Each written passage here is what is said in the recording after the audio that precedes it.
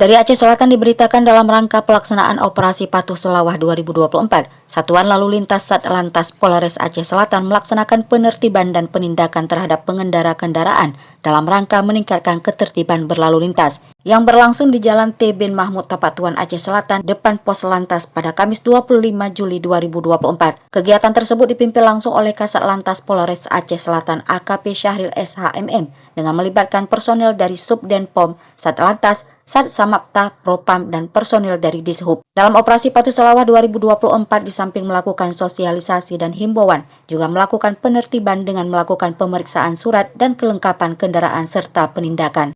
Melalui operasi Patuh Selawah 2024 diharapkan dapat tercipta kondisi lalu lintas yang lebih baik dan aman, serta meningkatkan kesadaran masyarakat dalam berlalu lintas bagi seluruh pengguna jalan, sehingga angka fatalitas korban laka lantas dapat menurun di wilayah hukum Polres Aceh Selatan.